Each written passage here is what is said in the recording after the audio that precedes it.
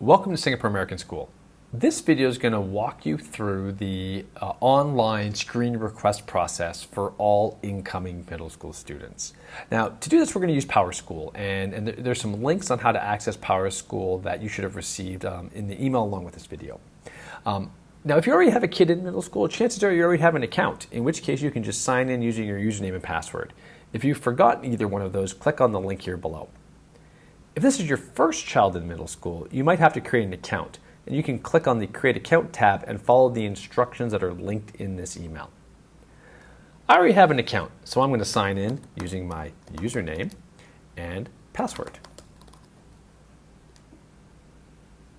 All right, so here I am. This is now the main PowerSchool page, and if you already have a kid in middle school again, your kid can also log in and do this as well, so feel free to do that together.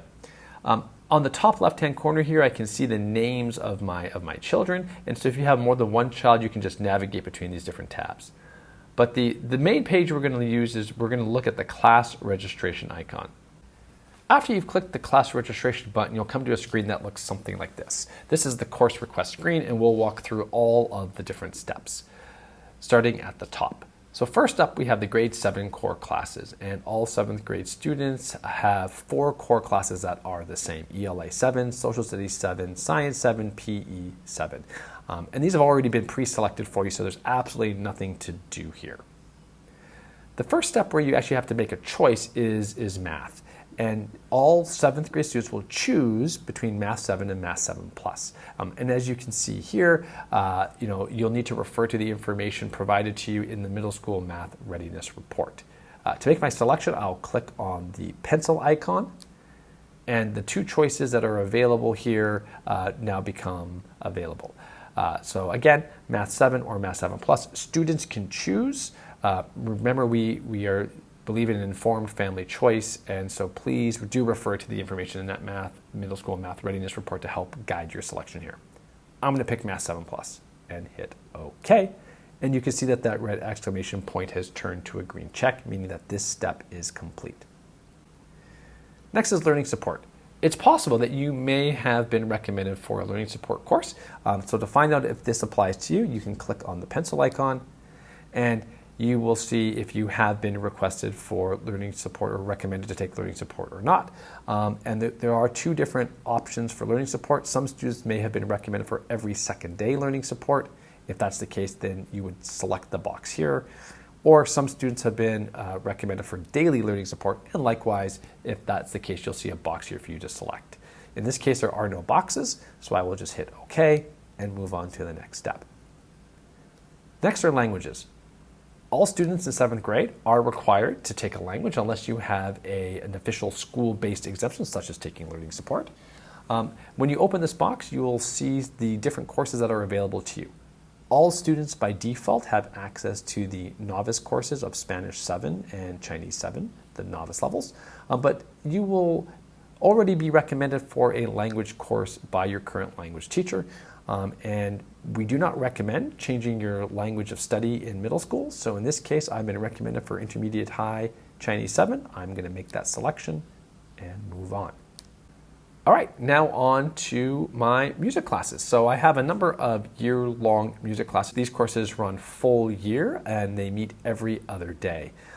And so you can see that there are a number of choices that are available to all students: beginning band in grade 7, choir in grade 7, and strings 7 beginning. But again, if you were taking a music class last year, chances are you've been recommended for a particular level of either band or strings, and you may want to select that. So I'm going to continue in band 7, and I'm going to hit OK. Now, you'll also see that there's a chance to pick a second music elective. So you might decide that in addition to continuing with band in grade 7, I also want to start learning how to play a strings instrument, in which case I can select strings 7 beginning. And so now I have the opportunity this year to take 2 different music classes. Last year in grade 6, you were only able to take 1. This year you can take 2. Now, if you watched our previous video, you'll know at this point you have selected all the courses there are to select. And you can tell that by looking at the very bottom here where it says a full course load is 8 credits and I'm currently requesting 8 credits. So at this point, I'm done. But I'm going to explore some other options just to see how I might, how else I might want to build my program here. So I'm going to go back into string 7 and I'm going to unselect it. And now I'm actually going to open up and see what semester electives are available to me. And here I can see that list of semester electives: art, coding, contemporary music, dance, digital media, drama, strategic learning, and tech.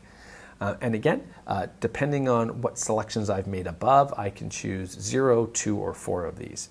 Since I've already chosen a language and a music, I can pick 2 choices from this list. I'm going to give contemporary music and dance a go, and I'm going to hit OK. And again, I can look at the bottom and I can see, oh, I have my full 8 credit hours, which means I've made all the selections I need to make. Now, the final step that everyone needs to do is you need to pick some alternate choices. Again, these are requests. We try our best to make sure that we can honor them, but sometimes it's not always possible. So I've already picked contemporary music and dance. So for my backups, I'm going to pick digital media for my first backup. And then for my second backup, I will pick drama. And we'll try our best to give these to you in this particular order.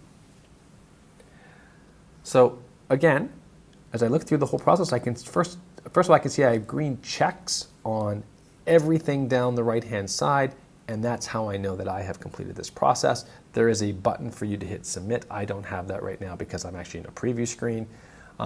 And the good news is, because this is not first come, first serve, once you've selected this, you might decide later on you want to change your mind. You can go back and edit your selection anytime before May 9th. All right. Hopefully this was helpful, and we look forward to seeing you in grade 7.